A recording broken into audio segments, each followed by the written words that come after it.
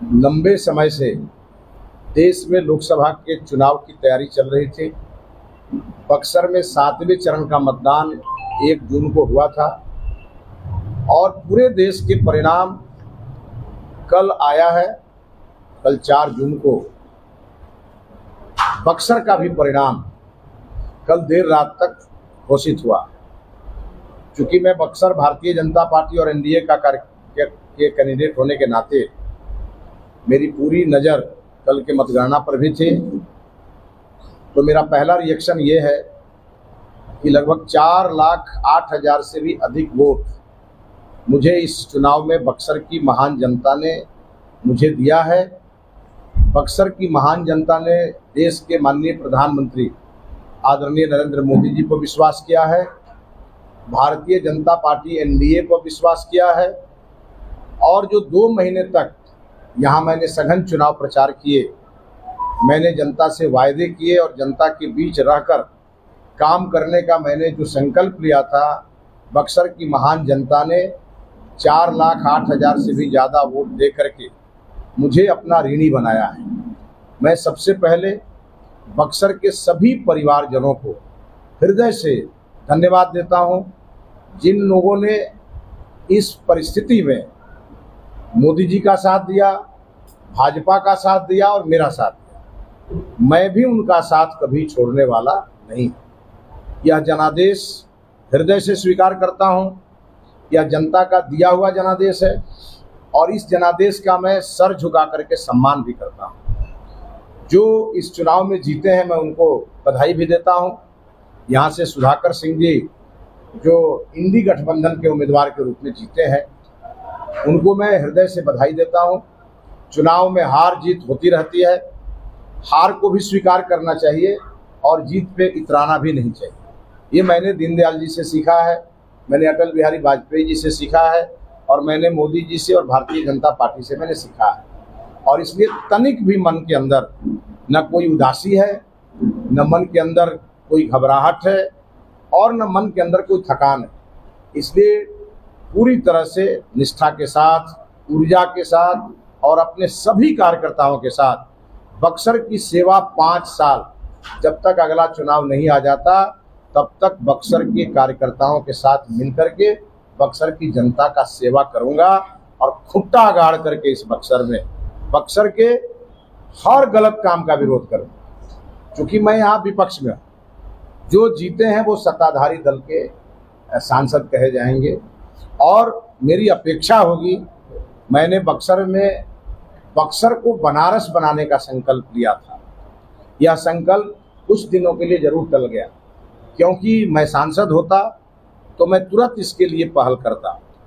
अब चूंकि मैं सांसद नहीं हूँ, पार्लियामेंट में नहीं बैठ सकता, मेरे पास सांसद का लेटर पैड नहीं है, इसलिए बक्सर को बनारस बनाने का जो मेरा सपना था वो थोड़े दिनों के लिए रुक गया।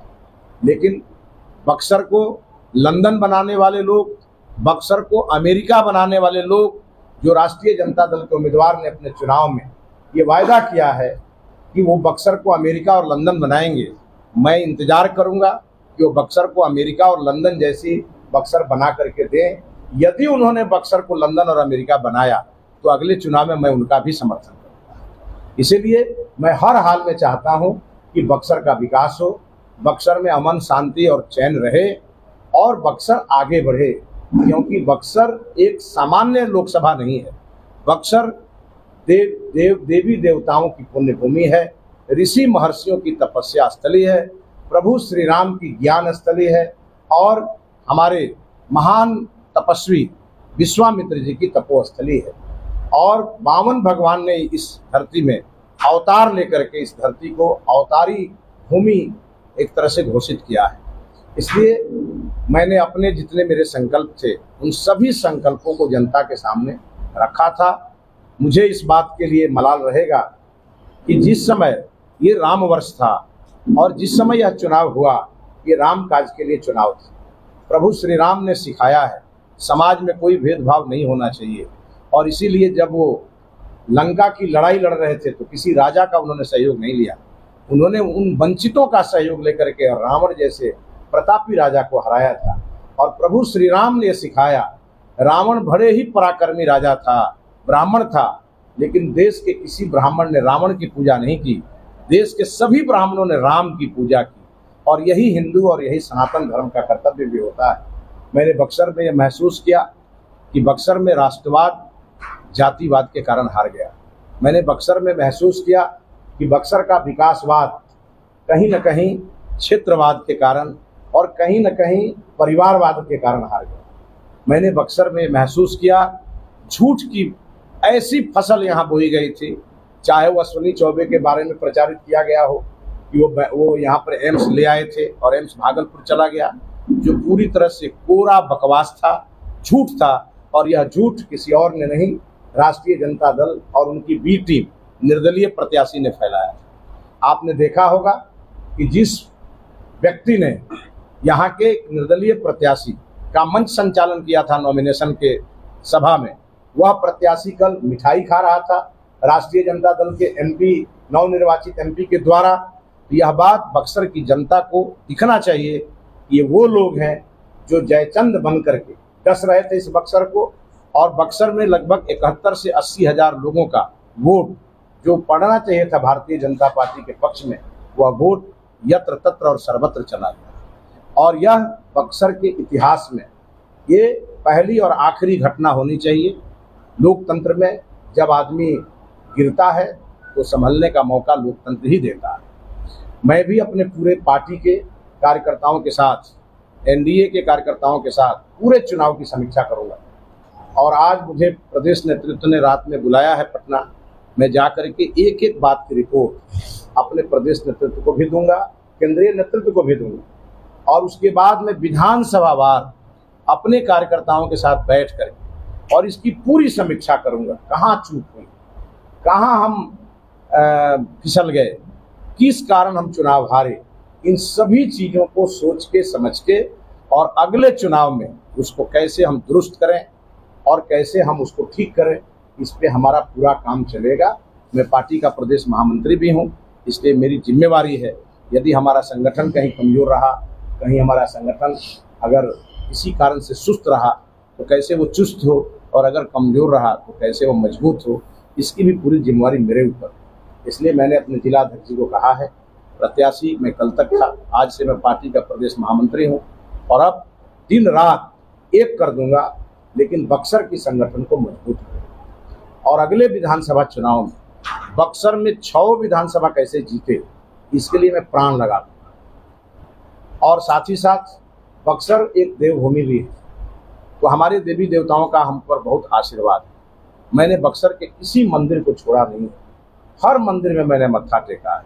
तो कुछ कमी मुझ में ही रह गई होगी, जिसके कारण हमें विजय श्री का आशीर्वाद नहीं मिला। वो कमी भी मैं आगे के दिनों में पूरा करूंगा, और हर हाल में अगला लोकसभा चुनाव भारतीय जनता पार्टी जीतेगी। मैं आज फिर आप लोगों को कहता हूं, अगर पार्टी अगली बार मुझे उम्मीदवार नहीं भी बनाएगी तो जिसको बनाएगी उसको उसके साथ खड़ा होकर के मैं उसको जितवाने का काम करूंगा। मैं पार्टी के साथ कभी गद्दारी नहीं कर सकता। पार्टी मेरे लिए माँ के समान है, और माँ जो निर्णय करती है बेटे को मानना चाहिए। लेकिन मुझे पार्टी के नेताओं ने कहा है, बक्सर आपका क्षेत्र है, पूरे इस क्षेत्र को आप अपना घर समझ करके इसको सजाइए, संवारिए, और मैं इस काम के लिए आज से लग गया। और मेरे घर में जिसने भी छेद किया होगा, मेरे घर में जिसने भी डांका डाला होगा, उसको मैं ढूंढ के निकालूंगा, और आप देख लीजिएगा वो दूर दूर तक आपको दिखाई नहीं देगा। मैं एक संकल्प लेने वाला व्यक्ति हूँ, और दृढ़ संकल्प लेने वाला व्यक्ति हूँ। और मुझे इस बात का दुख है कि मोदी जी ने मुझ पर भरोसा किया था, मैं यह सीट जीत करके मोदी जी को नहीं दे पाया। मैं अपने लिए चुनाव नहीं लड़ रहा, मैं पार्टी के लिए चुनाव लड़ रहा था। और मैंने जो जो घोषणाएं की थी बक्सर में, वो आज नहीं तो कल मैं पूरा करूंगा। और बक्सर का आज राष्ट्रीय जनता दल का है, और बक्सर का कल भारतीय जनता पार्टी का है। ये मैं पूरे बक्सर को विश्वास दिलाता हूँ। बक्सर में कभी सनातन को छुपने नहीं दूंगा। बक्सर में जातिवाद का जो जहर जिन लोगों ने बोया है, उसको मैं राष्ट्रवाद से खत्म करूंगा। बक्सर में जिन लोगों ने भी झूठ की खेती की है, उसका झूठ मैं जनता के सामने लाऊंगा। और उन लोगों को जैसे पत्थर का चना चबाने का आनंद मिलता है, वैसा आनंद, जो आनंद के लिए बहुत बेचैन थे लोग, उनको मैं भी अब एक विपक्ष का सशक्त सिपाही बन करके और उनको आनंद की अनुभूति भी कराऊंगा। इसलिए आज मैं सभी प्रेस मीडिया के भाइयों को बहुत बधाई दूंगा। आपने बड़ा सहयोग किया, हमारी बात को आपने पहुंचाया है, मैं उनको भी बहुत बधाई दूंगा। एक सवाल जो पहले मेरी बात पूरी कर लेने दीजिए। जो 1000 से भी अधिक संख्या में, कोई पूना से आया था, कोई कर्नाटक से आया था, कोई दिल्ली से आया था, और 1000 की संख्या में यूट्यूबर इस बक्सर को लूट करके चले गए और यह बक्सर लूट गया। मैं वैसे लोगों को भी बधाई दूंगा जो लूटने आए थे और लूट करके चले गए।